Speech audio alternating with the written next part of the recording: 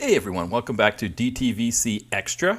This is Matt here, as always, and just a bit we'll be getting into Fast and Furious 6 and Furious 7. I'm having trouble with the titles for these movies because they're just so, like, everyone's got a different, style, right? It's Fast and Furious, Fast 5, Fast and Furious 6, Furious 7. Like they can't just be like the Fast and the Furious 2, the Fast and Furious, it's like I trip over my words I'm trying to say. But anyway, getting that out of the way. We'll kind of get into that in just a minute. I'm just giving you a sense of what's on tap for us here.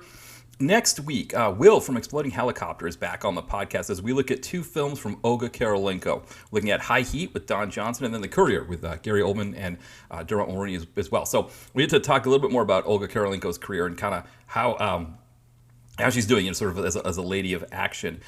When you listen to this podcast coming up here, when I finish up with Furious 7 and I talk about, kind of what's coming up next, I think I accidentally say that it's Ty from Comeuppance. But I think it's just because in my head, the most recent one that I posted with Ty from Comeuppance, I was thinking that was the one that we had to come up with. So I'm getting them a little bit confused. But we should be having Ty from Comeuppance on again soon. The plan is for us to cover Bruce Willis, John Travolta film, Paradise City, and then another next Nevsky film, this one Taken at Rio Bravo. So look for that probably in the coming weeks as well. We should be recording that one soon. But yeah, next week, Will from Exploding Helicopter is back, and we'll be talking Olga Kurylenko.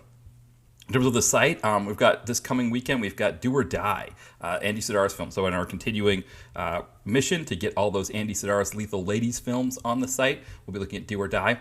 In 2 weeks, kind of going back to Will from Exploding Helicopter, we're going to be looking at Made Men, a Jim Belushi film that Will and I covered the last time Will was on the show when we did Two Non-Bonds, where we looked at two direct-to-video films that had former James Bonds in them. Made Men also has Timothy Dalton in it, and so that's why we covered that one. So I'll be reviewing that one for the site. And then in 3 weeks, it'll be post 1200, and so I'm trying to decide. I've got four got 10. Is that how you say it? I can't remember. That Dolph Lundgren movie that had Danny Trejo, Johnny Mesner in it, and some other people like that. 4 got 10. Yeah, it's like kind of the last of the older Dolphs that I have to review, and so there's like a placeholder. But I don't know if I'm going to do that one for post number 1200, or I may do one of his new films that's out now, like The Best Man or Come Out Fighting, because even though they're like $6 rentals on Xfinity, on our cable system, with my rewards package that I get with Xfinity, I can get a $1 rental every weekend. So I could make one of those $6 movies happen for $1 and maybe do that. So again, not sure what post 1200 will be yet, but that's the idea. And of course, if you have any ideas for what you think post 1200 should be, by all means, feel free to reach out. But yeah, so we're going to get started here in just a minute. We'll be looking at first at Fast and Furious 6, and then we'll be looking at Furious 7. But yeah, right now, why don't we have our friend John Cross from After Movie Diner and Miscellaneous Plumbing Fixtures play the theme songs for us here, and then we'll get into the action.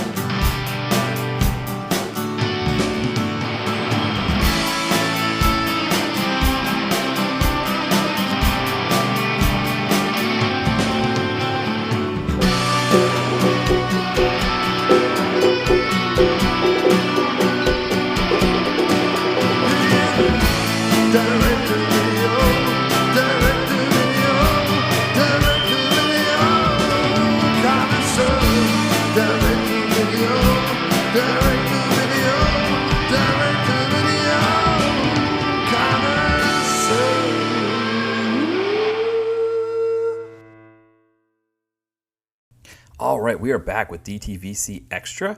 We're going to start looking at Fast and Furious 6. But before we do, I kind of wanted to revisit a couple things from last week as we're setting the stage for when this movie comes out in 2013. First, I think in 2011, when I was talking about the Disney stranglehold on the industry, that's something that comes later. And I think I was maybe pushing that a little bit sooner, right? I mean, it definitely doesn't happen in 2011. I mean, at that point, Disney doesn't even have, I don't think they'd even bought the Marvel Studios yet at that point, but at the very least, right, in 2011, they're really, Pirates of the Caribbean is big for them, but they don't have like kind of the weight that they end up getting later in the decade. But in 2011, for sure, franchises have become king, right? If you don't have an animated franchise, it's got to be some kind of blockbuster action franchise, right? Like you look at like Warner Brothers at the time. They not only do they have DC, but they also have Harry Potter. They've got The Hobbit. Paramount, right? Paramount's got Mission Impossible. They've got Transformers. So all of these ones are looking for their franchises. And in Universal's case, other than a couple cartoons like Despicable Me, the only like blockbuster live action franchise they have is Jurassic Park. So I think Fast Five comes out as a bit of a surprise for them that it does so well. I mean, it's a top 10 grossing film. It's their Universal's only top 10 grossing film for 2011. So let's maybe put a pin in that, right? That yes, it's not that Disney was taking over at that point, but franchises definitely were, and Fast Five was definitely for Universal was a revelation, right? So look at that. Talking about 2009 kind of being the dawn of Iron Man, when Iron Man's first released there, obviously at that time we didn't know what the Marvel Cinematic Universe was going to become. And I was trying to maybe paint this picture of these two parallel tracks that are coming at the same time, right? That you get Fast and Furious comes out the same year that Iron Man comes out. And so that at the same time you've got this juggernaut that's about to form, right? That of course at the time we didn't know it was going to be that big of a juggernaut. But as that's sort of forming, on the one hand, you've got this unlikely franchise in Fast and Furious that's also starting to move in that direction. And it is interesting to sort of see the two juxtaposed like that, because now here we are in the spring of spring, almost summer of 2023, and we're kind of back into this mode where only franchises work. Of the recent releases that have come out, the only ones that are really selling anything are the big franchises like, Guardians of the Galaxy and, of course, Fast X, right? So the fact that Fast and Furious is considered amongst those, in 2009, we wouldn't have expected that. But, 2011, it's just a little bit that, okay, this could be something. As we start looking at 2013, we're going to see that, wow, this could be, it's going to go kind of another level on that. So I think it's an important thing there to kind of, that's an interesting parallel, right, with those two film series. The other thing I think that I didn't maybe stress enough is that in 2009, Vin Diesel was looking for a win, right, and he needed a win with Fast and Furious. He was kind of on the precipice of maybe not complete direct-to-video, but maybe kind of direct-to-video in the way like, for example, a Tyrese is direct-to-video now, right? Where Tyrese does some direct-to-video stuff and some big theatrical films, right? Or the way Paul Walker was at that time, right? Paul Walker would do some direct-to-video stuff. He'd do some big screen stuff. That's really where Vin Diesel was headed. I mean, he's at a point now where it's just all blockbuster stuff and all big screen stuff that he does for the most part. But that wasn't a foregone conclusion. And I don't want to step on the conversation that I have with Will from Exploding Helicopter in next week's main pod episode, where he kind of brings up the idea of, what do you think would happen if Fast and the Furious went DTV? I mean, for sure, if Fast and Furious, if Part 4 isn't a success to the degree that it was, there's no guarantee that this isn't a direct-to-video franchise, right? So to think of Fast X being what it where it's like just this given that it's a blockbuster that's going to make money this summer, compared to where it was in 2009, where, if Fast and Furious doesn't work, we've got a DTV franchise. That's, I think I maybe didn't stress that enough the last episode where we were looking at Fast and Furious movies. So, and again, I don't want to step on that conversation that I have with Will about that in this most recent podcast episode. So, definitely check that out, because he brings it up and he's like, what do you think? Like, what would the casting be? Because he kind of brings up this parallel universe where all of the plots that we see in these current blockbuster ones are put in direct-to-video, and, they're cast with different people. So we kind of go into that a little bit towards the end of that episode. So anyway, so that's that. So, kind of where we put the pin, right, where we were talking about 2011, Fast 5 comes out, and Universal might have a blockbuster franchise suddenly with this. Right, it needed to be furthered with Fast and Furious 6. But the other thing about Fast and Furious 6 is that it's not just a heist movie the way Fast 5 was a kind of over-the-top heist movie. This is fully in blockbuster territory now. They don't hit the hallmark yet. From what I remember, right, Fast and Furious 6, I'm pretty sure if I'm thinking of it right, doesn't have an exploding helicopter yet, right? It's got an exploding plane at the end, but we don't quite get to the helicopter level yet. Next one, right, Fast and Furious 7, we'll finally get our first exploding helicopter in the series. That's usually the true hallmark, that you really have an action franchise, right, when you're blowing up helicopters. So they don't get quite there yet. But again, this is another level. And it's really fascinating, right, with the way the film starts, where you get you get Hobbs, right? You get Dwayne The Rock Johnson's character, who they want to catch this terrorist mercenary guy, Owen Shaw, who's out, causing problems, looking to get like pieces of some MacGuffin together to do something really bad. And he says, well, if we want to catch wolves, we got to get our own wolves, right? And suddenly it's like, oh, we're going to get Vin Diesel and his crew to take down this Shaw guy and his crew, right? And of course, we find out too that Letty is a part of Shaw's crew, so that's another reason why Vin Diesel would get involved. But it's completely taken as a given that they're going to be able to do this blockbuster kind of action stuff as a team, right? That they're going to be driving around and jumping their cars off of things and getting to these huge chases and all this kind of like really, really big blockbustery kind of stuff. It's like when you think of like Mission Impossible, and take it for granted that these spies are going to be doing this big blockbustery kind of stuff. We've now taken this like ragtag group of racers who do their race wars thing in LA, and for a little bit were running a robbery deal where they were robbing. It was still like high stakes stuff that they were doing, but robbing these rigs in Southern California. To suddenly like big major espionage, high end action stuff. They kind of are pivoting the series in that direction. In that sense, Fast and Furious 6 feels a lot like Fast and Furious 4, right? That we're pivoting into something new again. And even to that extent, this movie does seem to work well, where it's like 6 and 7 together, go well together. When we start talking about 7 a little bit more, we'll kind of get into that a bit. But it's really, really interesting that, we're pivoting again. That's almost like Universal, and I don't know, I was trying to look to see if there's any trivia or any background on this, but it feels like Universal, they get this big seller, top 10 movie for them in Fast 5, and think like, okay, we really need to really lean into this and make this happen more and make this one even bigger. And from a gate standpoint, right, it's not what Fast 7 ends up being, right? Fast 7 is the first one to break a billion at the box office worldwide. This one doesn't quite get there. It does a little bit better, right, than Fast 5, but essentially it maintains what Fast 5 was too. Again, it's another top 10 grosser for them for that year, the only top 10 grosser Universal has. So in that sense, it's fulfilling what they're hoping it would do here. And then, of course, that leads them to get more names behind it and really make this a bigger thing that it starts to become with number 7. So, here we are, number 6, another film in the series that's more of a pivot to other bigger things, right? But unlike Fast 4, right, or Fast and Furious, sorry, this one here is its own film as well. So it's building off of what happened in the last film. It's being a bigger film. It's being something bigger than it was before. And again, there's a certain promise that it now needs to fulfill. That it's shown that it has this kind of potential, and now it needs to fulfill it. And I think it does. Again, the ending of this movie is just like, it's such this bigger thing than what we've seen in any of the Fast and Furious films. And then, I want to say when this came out, I think it was that Jason Statham tweeted something along the lines of, "Yo, Toretto, let's go." And so we knew at that point that like, oh wow, he's going to be in. That's right, because the end of the film, spoiler alert for anybody who doesn't know, right? When Han dies in Tokyo Drift, right? They use that footage in at the end of Fast 6 to introduce us to what's his name, I think they do, right? Statham is at the end where he's killing Han. It's almost like he's responsible for that car wreck that ends up killing Han, as opposed to the Yakuza guy that he's racing with. But anyway, there's that sense of like, okay, Statham's involved now. So we've got The Rock, we've got Vin Diesel. Now you're going to put Statham in it. So this thing is just keeping going and growing into another level.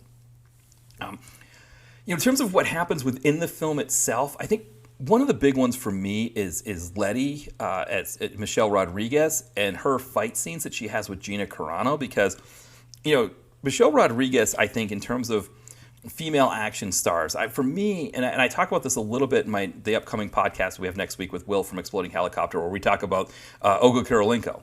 And to some extent, I also, again, when I'm talking about Gina Carano, I don't want to step over that conversation that Will and I have, because I think we have some good insights there that I don't want to kind of already give away in here and kind of ruin that conversation. But Michelle Rodriguez, for me, is in the second tier of female action stars, right? So for me, the top tier is Pam Grier, it's Cynthia Rothrock, and it is Michelle Yeoh. Sorry, I was drawing a blank on Michelle Yeoh. Yeah. But Michelle Yeoh would be the next one there. And then the second tier for me is like Zoe Saldana, Michelle Rodriguez, and probably Mila Jovovich. I think those are probably my second tier of female action stars. And Will kind of brought up the fact that we should be bringing up Gina Carano because I think she was headed in that direction before before she got canceled. And what's interesting about this is when you see her with Michelle Rodriguez compared to what we'll be talking about in Fast and Furious 7 or Furious 7, where you've got Ronda Rousey. You can see that Gina Carano has a bit of an it factor, right? Like she's doing a really great job in her scenes with Michelle Rodriguez. She comes off as a very capable partner to The Rock's character. And you can see where this whole thing is headed, that it would have been moving in that direction. And it is kind of, it's too bad, right? It's too bad that she couldn't sort of keep her Twitter in a good place and not get herself canceled like that. Though, one of the things I talked with Will about with Carano is that, I think had she, one, apologized, but also two, just sort of laid low for a little bit, did a few Randall Emmett films, I think she could have been back in kind of the big time. But unfortunately, she kind of went right into like these Daily Wire or whatever they were, whatever movies, a movie about Hunter Biden's laptop or whatever. So she just kind of went for it, kind of went full heel, I guess you could say, in that sense. But you can't deny when you see her in a movie like this that she had the goods, right? That she was going to be on that level and it was going to happen. And unfortunately, she kind of made it bad for herself. I think there are a few rules too, and I do talk about this a little bit in the podcast episode with Will. I think from celebrities, I think there's some rules with your Twitter that I don't know if I was a celebrity, if I was a famous person, and I even kind of treat my Twitter like this to some extent anyway, even though I'm not a celebrity. It's like, I don't know how to explain it. Like probably a better example than going to Gina Carano with some of the stuff that she said. There's a baseball player who plays for the Phillies. His name is Matt Strom. And there's a famous baseball podcaster, Jared Carrabis, who was he'd kind of gotten on this other pitcher, Kyle Ort, and I think he was actually kind of coming to Kyle Ort's defense a little bit, and then Kyle Ort blocked him. Maybe he thought he was being sarcastic. I don't know. And so he's kind of doing this thing, making fun of Kyle Ort for blocking him. And this pitcher for the Phillies was like, "Hey man, anybody who's in the majors doesn't suck as a pitcher. I don't know what you're talking about," or whatever. Kind of coming to the guy's defense. And he had a little back and forth with this guy, Jared Carrabis. And I'm watching them, like, this is so unbecoming of a Major League Baseball player to be getting into this kind of tweet beef thing with a baseball podcaster who, as famous as he is as a bot and successful as a podcaster, and he was formerly a sports writer as well. So it's not like he has no credibility, but it's just sort of like how unseemly it is to kind of get in this kind of back and forth kind of thing. And I think that's kind of the same thing that, if I was, a higher up of the Phillies, I'd be like, listen, just the only things you should tweet are, trying to get people out to the game. If a mother says, "Hey, my son who's got a terminal illness thinks has your favorite player and he wants you to hit a home run tonight," yeah, retweet that and say, "Yeah, sure thing, Jimmy. We're going to hit a home run for you." Like that's what my Twitter would be if I was one of those players. And again, that's just me, but I feel like there's so much at stake, right, with the millions of dollars that I could be making potentially, that it's just not worth it, And even with me, where I don't make millions of dollars, my job is at stake. That I wouldn't want to be getting, having something hurt my job because I'm posting things that I shouldn't be on Twitter. So I'm always a little bit careful of it. Probably my biggest crusade right now, going back to baseball, is the A's getting taken out of Oakland. I've been pushing that one a little bit, So maybe I shouldn't I don't want to get too carried away with pushing that. But you know what I mean? Like that's the thing.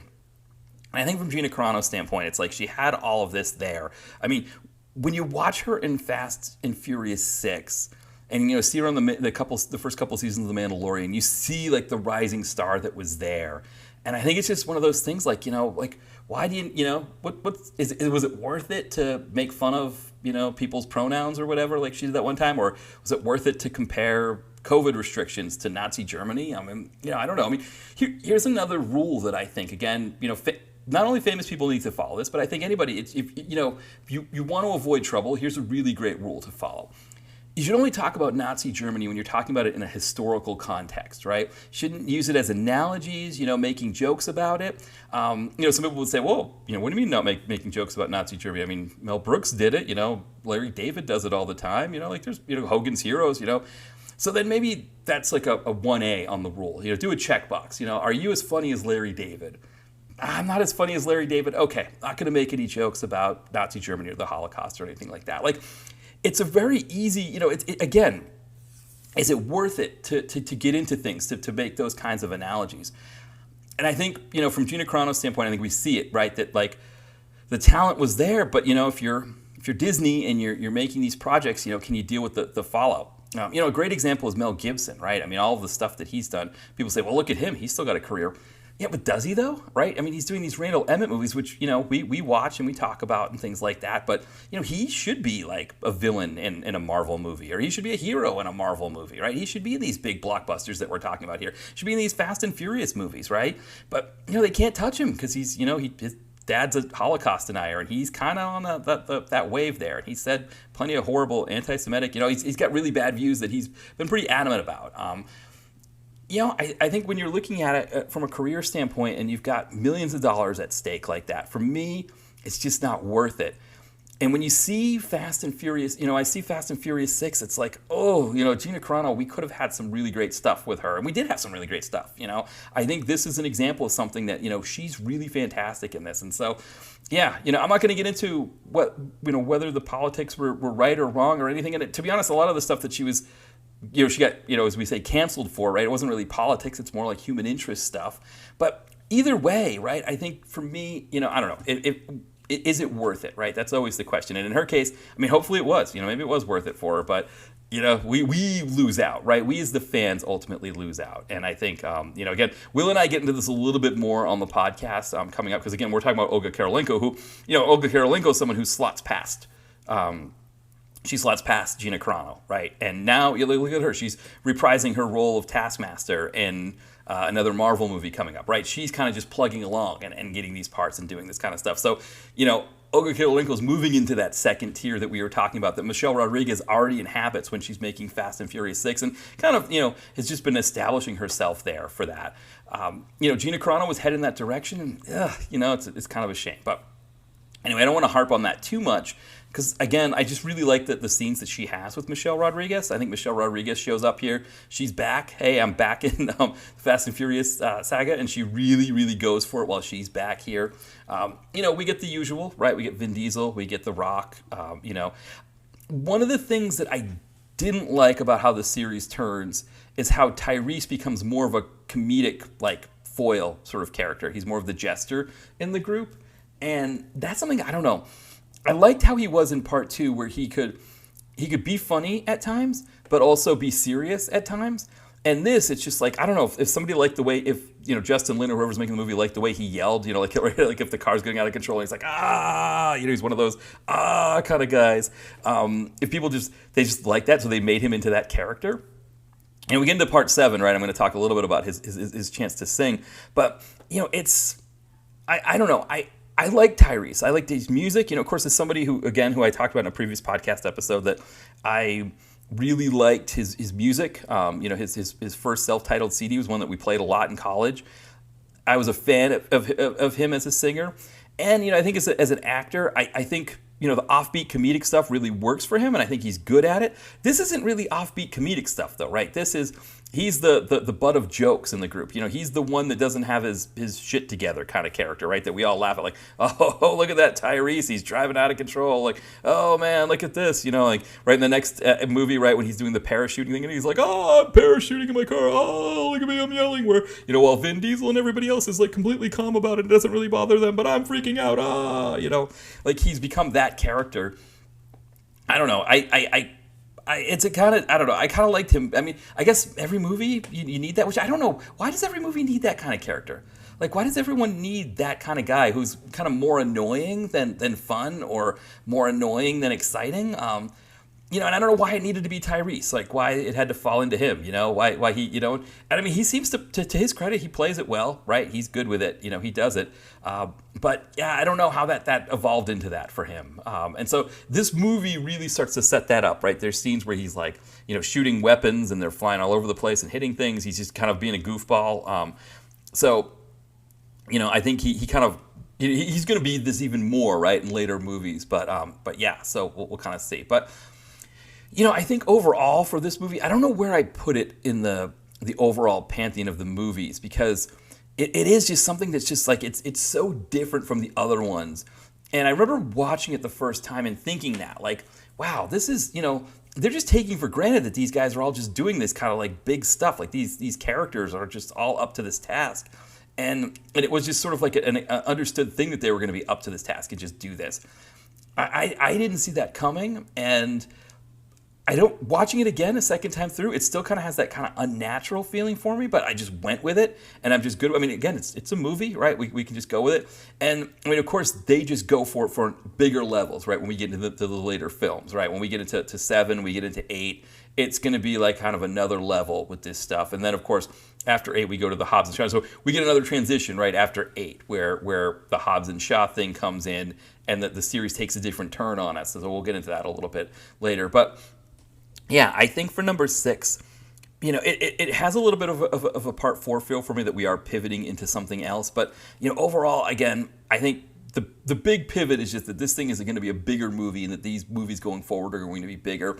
And so, yeah, as we get into number 7, where we get to the first one that breaks the $1 billion mark, right? We're going to go kind of really big here at that point. But yeah, so we'll take a quick break here, and then we'll get into part 7. Hey everyone, we'll get back to the podcast in a second, but first I have a new novel out, Holtman Arms. It follows Colvin Hall, an aspiring writer who decides to write a romance novel on a whim, sends it to a publisher, and it becomes a huge success. The only problem is, no one knows it's him because he writes under the pen name Mary Ballantyne. With all of the money and none of the fame, Colvin longs for the world to recognize his accomplishments. When he gets an opportunity to write a freelance article on a washed-up 90s pop star looking for a comeback, that recognition starts to come, but is it all he hoped for? It doesn't matter, because he's getting it whether he likes it or not. Holtman Arms is the second in my author's cycle after A Girl and a Gun, and like that previous novel, it explores themes of success and accomplishment in the 21st century. You can buy it now through Amazon in paperback or on Kindle. The link is in the podcast description. As always, thanks for your support. All right, we are back, and we are going to start looking at Furious 7. So this is up there, I think, in terms of maybe top 3 movies for me. Fast 5, Hobbs and Shaw, this one, they're kind of interchangeable as the ones that I really like. But yeah, maybe we should get into it. I mean, this is one of the top grossing films of 2015. It was, I believe it was actually third highest, right, after its own, another Universal film, Jurassic World, and the Star Wars movie that was highly anticipated that year. First Fast and Furious film to do over $1 billion, right? It does $1.5 billion in the theater. It outdoes the Avengers movie that came out that year. It's just, it's a juggernaut, right? In terms of the Fast and Furious films, I think this one made the most out of any of them. I'll have to double check on Fate of the Furious, but I think this one did it. The other thing, of course, though, that it's known for, despite the massive success, is it's known for being the last film that Paul Walker did. As Paul Walker died at the end of 2013, they were already filming this movie at that time, right? They had planned on doing 6 and 7 back to back, one into the other. That's why Justin Lin, who had directed 3, Tokyo Drift, and then did 4, 5, and 6, he didn't do 7 because he couldn't do post-production on 6 and direct 7 at the same time. So, that was part of how this was supposed to work. Paul Walker had done, half of his scenes at that point, and at that point, when he dies, tragically in this car accident, they're trying to figure out what they do with the film at this point. Do they scrap the whole thing altogether and do something different? Again, he had filmed half the scenes, so then they take the scenes and then try to figure out what they can do with the rest. They ultimately do, right? They ultimately resume production. I think they resumed production. I think they wrapped production on the date that that 7 was supposed to come out in 2014. And so, of course, the film doesn't end up coming out until 2015. So, that's a big piece of it, right? I mean, the things that they do to sort of work with that footage between, taking footage from older films and putting it in there, rotoscoping certain scenes, using his brothers as doubles for scenes. They kind of do a lot to make this work in a way that's organic enough. And to my mind, I think it works. I appreciate it. I also appreciated the way that they handled his death in the movie. I think it would have been too easy, right, to have his character die off. And I think this idea of him sort of driving off into the sunset and that his character doesn't die, but that he sort of lives on, I thought was a really great way that they approached it. I think for someone that was as big as Scott Walker, someone who, again, came into his own in these films and really, really made a name for himself in his own. But also, I think it shouldn't be understated how much he made the films as well, right? That I think how strong he was in Fast and Furious, especially compared to how Vin Diesel was. Vin Diesel was just the presence, the Vin Diesel presence. Scott Walker, I thought, was really great in that movie. And I think he continues being great in the later films. And, the movies do lose something with him not being there. But, it's really tragic situation there with him passing. But I thought the film handles it in a really great way. I think that probably played a part in people wanting to get out and see it. Obviously Jason Statham as the baddie was another big reason why people wanted to get out and see it. But I think also in tribute to Scott Walker, wanting to see how they handled that situation and seeing the way that they celebrated him in the film, I think it was something that made people want to get out and see it. And for me, I didn't see it in the theater, of course, but I was very happy with the way that they handled it. I'll admit, I got a little misty-eyed at the end there, where there's that scene where Vin Diesel and Scott Walker kind of drive, and they drive off on different paths like that, and you kind of see Scott Walker. I think it's the footage from the first film, actually. I think they use the image of him from the first film looking at Vin Diesel when they're about to race. And I think it's a sad story. It's a sad story that that Paul Walker, that we lost him early like that. We're talking in the previous segment, right, about Gina Carano, right, getting canceled, right? And here's someone like Paul Walker who's like, literally we lose him, and he's doing great stuff. So yeah, it's really, really a sad piece of it. But I think the movie handles it in a way that's not as somber, and I really appreciate that. So I think that was really big. Again, third biggest grossing film of 2015. Universal at that time, of course, Disney's starting to get into that. Now we're in the mid-2010s. Disney's now starting to really establish itself with Star Wars. Star Wars is the top grossing film of that year, their new Star Wars film. And then they have a Marvel film that's kind of at the bottom of the top 5. So it's interesting that these two Disney films, right, that are bookending these 3 Universal films. I think it's 3. Or maybe it didn't work out quite like a bookend. I think it was more like the Jurassic Park film was second, the Fast and Furious film was third, and then I think you had Avengers: Age of Ultron, and then you had the Minions movie from Universal in there. So, but still, just a huge showing for it to be that big.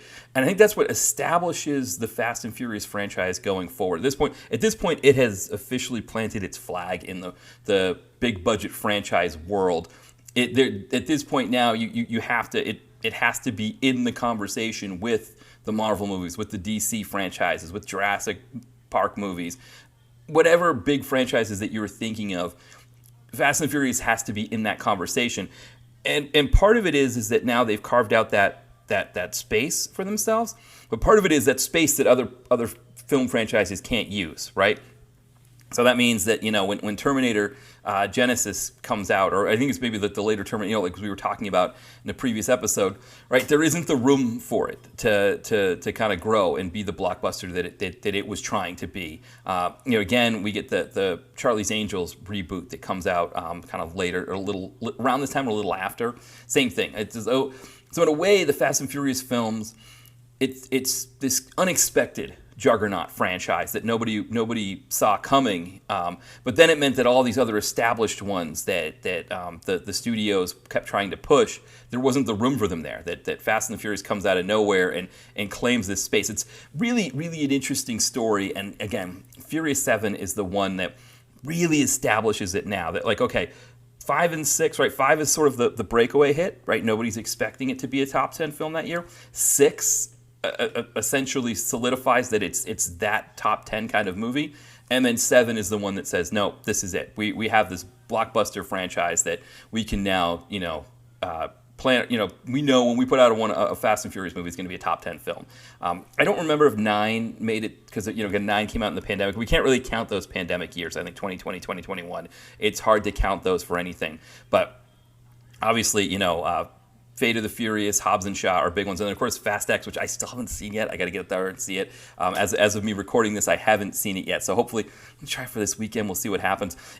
It's interesting as someone myself, kind of as an aside, as someone who doesn't go to the theater much anymore. The last time I went was last year, actually, kind of my first time back. I went and saw the Macbeth film that one of the Coen brothers did with Denzel Washington. That's the only time I've been in the theater since the pandemic. And what I'm noticing, like for example with Fast X, is that my mindset is okay.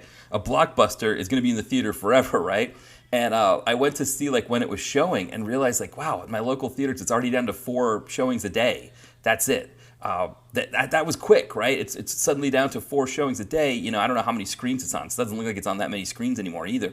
I might only have a couple more weeks to see it before they kind of phase it out and start moving into streaming and that. So I'm kind of still getting used to this new world of the movie theater. So I'm kind of feeling like this old man that kind of yelling in the wind or whatever.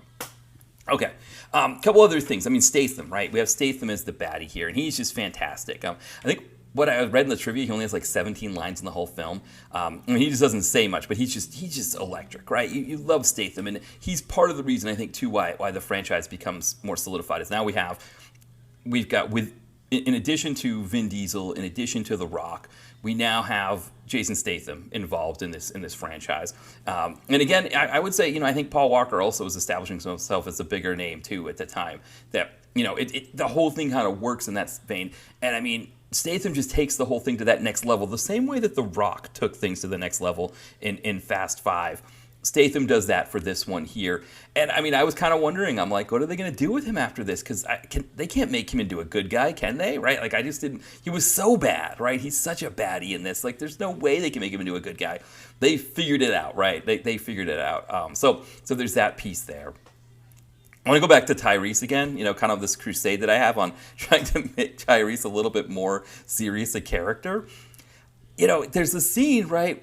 So, of course, we start off with the goofy Tyrese, right, where they're like, okay, we're going to parachute cars onto the highway. Cause, right, so, kind of the backstory of what's happening, right, there's this, what is it, the God's Eye thing? There's whatever it is. It's this electronic device or whatever that allows you to use any camera in the world and see anybody in the world. And there's a woman, Ramsey, or we don't know if she's a woman at the time, right? But there's a hacker named Ramsey who they have to go get because she can, or that this person can, has the key to using God's Eye, right? So they know that this Ramsey has been kidnapped by Jamon Hansu, who is a terrorist leader. He has amongst his crew, he's got Tony Jaa, and they're figuring out the best way to get this caravan of trucks that they have is to parachute cars onto the mountain road that they're in and then take over and attack the caravan that way. They actually use Pat's Peak in Colorado, which I don't think I've driven up Pat's Peak before. I've seen it from a distance when I've been out hiking in Colorado. I've done other 14ers, but I haven't done Pat's Peak. Did like Mount Elbert. I did, I'm trying to think of the other ones. Drawing blanks on the other names of them. There's a pair of them kind of south of Elbert that I did at once. So I've done 3 of the 14ers. But anyway, enough of that. So that's where they kind of parachute in. And of course, with Tyrese, right, we get that whole like, oh my God, my car is in the air and it's parachuting and I'm freaking out, kind of thing, or everybody else is completely cool and has no problem with their car being, attached to a parachute and floating down onto this mountain highway. He's like, kind of, because he's so goofy and he can't handle that. He's got to be yelling and all that stuff. So, right, so we get that whole thing from him there. And then there's a scene where they're going to try to get this, I guess it's a hard drive or something out of a car that some rich, sheik or somebody in Abu Dhabi has. And so they're at this really fancy party that the sheik is throwing while Vin Diesel and Paul Walker are trying to break into the car to get the hard drive out of it. And Tyrese kind of like at the party, he takes over the mic from the MC and he's sort of like taking over. And, there's somebody's birthday there and he's about to sing happy birthday. And I'm thinking, oh man, he's actually going to sing, right? Like this is going to be great. And of course, again, going back to it, I'm a fan of Tyrese as a singer, so I was excited to see the scene, and it's not that. It's just him being a goofball. It would have been like the best moment of irony, right? To have this goofy character Tyrese actually be able to really sing and everybody be shocked, like, oh my God, he can actually sing. This is crazy. And they didn't go with it. And I don't get the whole thing with Tyrese with him having to be the goofy comic relief. And I mean, when we get into movie 9, right, where he's floating around in space, right? We get to this next level with him that just a next level of goofiness. So I guess they felt like, well, once we're doing it, we got to lean into it. But that was a total missed opportunity for me. I would have really loved to have seen him sing in that scene there. And again, just have it be like this old joke of like nobody was expecting him to actually be a good singer, and he can. So anyway, so again, back on my crusade about Tyrese and trying to make him a respectable character in the series again. Again, I wanted to mention Jaimon Hansu, who plays kind of like a secondary baddie. It's almost like we have sort of two baddies, right? We have Jason Statham's Deckard Shaw, who's kind of off doing his thing where he wants revenge on Toretto and Vin Diesel's crew to get revenge for his brother, Owen Shaw, who's put in a coma in the previous film. But then we've got Jaimon Hansu, who's this terrorist leader who's trying to get the God's Eye, who's sort of like a separatist leader, something like that. I would have liked to have seen more with him, or more kind of collaborations between him and Statham, because I always kind of like that idea of having two baddies that sort of, the Batman movies did a lot, right? When after the first Batman film, right, with Batman Returns, Batman Forever, those ones, they always have two baddies, right? That they would sometimes work together, sometimes they'd be at odds with each other. And it would have been kind of cool to see more of that happen there. But I'm always a fan of Jaimon Hansu. If you ever watch I think it's the pilot of Beverly Hills 90210, he plays a bouncer. Because what happens is Brenda, Kelly, and Donna, they go to get into a club. Brenda gets in first, right, with her fake ID. And then Jaimon Hansu is the bouncer. He sees Kelly's and he doesn't buy it. And he's like, you know what they tell us to do with these? And he rips it up. So, of course, Brenda's stuck on the inside while Kelly and everybody goes home. And, of course, right, this is the days before cell phones, so you can't get a hold of Brenda to tell her, like, hey, the rest of us didn't make it in. So, yeah, but anyway, that's Jaimon Hansu. I just always remember him being in 90210. So it was a kind of a little piece of trivia there. We also have Tony Jaa, right, in this. And they talk about this being his first English-speaking role. Now, of course, we also know him from Skin Traffic. And there was part of a situation where it was kind of a deal that he and Dolph made, right, that Skin Trade would be kind of like the first film in America. And it's listed as 2014. So it might be that Skin Trade wasn't an American production, maybe, and that's why that one is like his first English language role, but then like Furious 7's his first like American production. But either way, right, you get really some really fantastic scenes with him in this. And he's definitely someone that you want to see more of for sure. I'd like to see more of him and more stuff. He comes back actually with Vin Diesel in Triple X Return of Xander Cage. And of course, I've got a few of his that I need to check out. I mean, we've done Triple Threat. We've just done maybe just Triple Threat and Skin Trade. Maybe that's all we've done of Tony Jaa's. But, again, seeing him here, I think another piece of this, but it would have been good to see him kind of grow and become even bigger here in the U.S. But I think, getting enough of him here, and I liked his scenes with Paul Walker. I thought they were really good. So, again, he just adds another layer to this to kind of just bring this to another level that makes it kind of one of these movies that is, top third grossing film of the year. It's always cool to see someone like Tony Jaa that we kind of know from other stuff beforehand, to see them in a big budget film like this, to really get a chance to show what they can do. So yeah, another really good scene there. So another really good piece of this and why I like this. In the previous segment, we talked about Michelle Rodriguez having fight scenes with Gina Carano. Here, right, it's Ronda Rousey, and at that time, right, Ronda Rousey was kind of a big deal with her. And I don't think it was necessarily because we knew anything bad about Gina Carano, right? Because she was still going to be doing the Mandalorian and stuff like that. So, but it just felt like there was this thing where they wanted to sell us Ronda Rousey. Like we needed to have Ronda Rousey work because she's doing this film. She does Expendables 3. It seemed like she was kind of in a lot of stuff at that time. And I don't. For me, I think there's something slightly missing there between her skills as an actress and Gina Carano's, right? I think Gina Carano going from UFC to acting, there was something a little bit more electric in what she did, and Ronda Rousey, I think, was still trying to find her footing. The problem is, right, you don't really have a lot of time to find your footing, and I think she ended up in taking that time to find her footing. She ended up finding her footing more in wrestling, right? And that's where she kind of moved into is she's doing WWE stuff now, which I think is great. I think to however it works for you. I mean, I think if you can get it in the action film world, it's a little bit safer. It's a little bit easier for you. I mean, that's why The Rock kind of. I mean, obviously the money's there too. There's more money there for sure. But I think like her scene where she fights with Michelle Rodriguez, there isn't sort of the I don't know what the word is, the personality or the attitude there that you get when Gina Carano is fighting with Michelle Rodriguez. I mean, it's a good fight scene. It's still good, but I think that and thinking about her in Expendables 3, where I mean that movie was kind of sautéed in raw sauce anyway in the way it was made. But yeah, it's kind of not the same thing, and I kind of can see how she kind of peters out a little bit and ends up in the WWE stuff because I think she really needed to work on her acting skills a bit. And I think she had issues with depression and things like that she needed to cope with. So I think the time to be able to do that maybe it wasn't there for her. But anyway, it was noticeable seeing them back to back, right? That you see the Carano scene and it's really electric. You see the stuff with Michelle Rodriguez. And it's not that it wasn't great. It's just it wasn't on that same level. So just a kind of additional thing there. I don't know if you're hearing the sirens behind me there. I could try to pause it, but I'm in Philadelphia and I live near a firehouse, so you never know when I'm going to get those happening there. But yeah, I mean, I think we're kind of close to wrapping up this conversation here on this one, and I think it's going to be interesting as we move into Fate of the Furious and Hobbs and Shaw, because this is like the high point of the series for me, Furious 7, where everything is working, everything is going great, the money is there, they're pulling in the big numbers. Granted, it's bittersweet because they lose Scott Walker, he passes away and isn't able to see fully how this thing grows.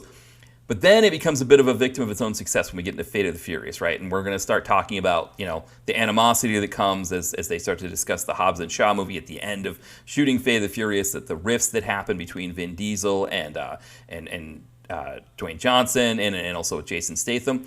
It's one of those things, right, that as Vin Diesel, it became his project, right? After Fast and Furious, and that the success of Fast 5, it's his thing at that point. He kind of feels like this is mine. I'm going to do with it what I can, and I have a direction that I want to move this in. And Vin Diesel has very specific directions that he likes to move things in, right? Again, we talk about this sort of this Dungeons and Dragons element of we've got a team, people that I don't get along with, or that are enemies become members of the team later, that I can convert them, but I pick up people along the way on our quest. That kind of element, it's very different from how action movies are sometimes made here in the U.S., where it's a lot of times it's one or two big names who just me against the world kind of thing, right? That's sort of the way we like to do movies, as opposed to these team kinds of things. And so I think, once Vin Diesel starts to get up against that a little bit, he gets up against the machine. I mean, now he's just created something that's worth $1.5 billion, with worldwide gate. Now the studios want to have a bigger hand in it, right? There's more money to be had in it. And at the same time, right, too, you're seeing what's happening with Marvel, where, not only was there an Avengers movie, but, Disney and the Marvel Studios are putting out multiple movies a year. And there's a sense, right, that if you can't make a Fast and Furious movie every year, maybe you could make something else in between, or maybe you could build something with these characters. They have so many characters, people start to want to do more things with it. And Vin Diesel has an idea of how he wants this story to progress, how he wants these characters to progress. So we're going to see how it starts to break up a little bit here in the next one. But I think, right now, good to sort of wrap up here by, again, celebrating the life and career of Paul Walker, someone who's really great. I mean, we did do a podcast episode on a Paul Walker film, so I haven't reviewed a Paul Walker film before. I didn't realize that. I thought I had reviewed the film Hours, but it was just a podcast episode. It was one that Jamie and I did July of 2015, episode 49 for the movie Hours, which is a film where it takes place after Katrina, and he's in a hospital. He's trying to keep his infant son alive, if I remember right, and he's dealing with looters, things like that, people just sort of invading the space, but also trying to keep the power going so the baby stays alive.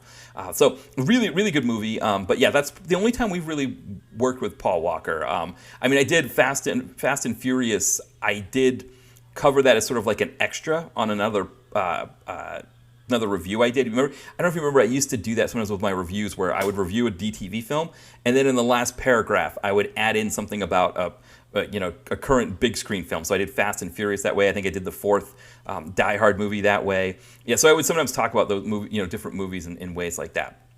But anyway, but that's really the only time we ever talked about Paul Walker on the site. And I don't know, he did do some DTV stuff that we could possibly cover on the site at some point down the road. But anyway, I think the film does a really great job in celebrating his life and his contributions to the film. And I think that was a really important thing. So I'm kind of leaving it on that good note there and leaving it on a note of like, this is sort of the pinnacle of success for this franchise. And it's going to start to go downhill as we kind of go in there. So anyway, wrapping up, again, with just me being on the podcast, my plugs will just be for my stuff. dtvconnoisseur.blogspot.com. That's where really you can go for everything. Links to the novels, links to social media, links to this podcast episode. For the podcast, I mean, you should be subscribed. That's the best way to get every new episode, whether it's this DTVC Extra podcast or it's the main podcast that we're doing there. So, yeah. dtvconnoisseur.blogspot.com. And in terms of novels, the most recent one is Holtman Arms. You can get that one on Amazon in either paperback or Kindle. Previous two novels, Girl and a Gun, that one also Amazon paperback and Kindle, then Chad and Accounting, my first novel. So if you want to buy any or all of those, I would be much appreciated. Always great to have people support the novels. The new one, I'm hoping on track to get the new one out in August. So I'll watch this space. I should have that out soon, but I'll kind of keep you posted there. But yeah, with that, we'll wrap up here, and then next week again we'll be back with tying comeuppance as we get back into the regular podcast, and then 2 weeks from here we will be covering Fate of the Furious and Hobbs and Shaw. But thank you everybody for listening, and we'll talk soon. Bye everyone.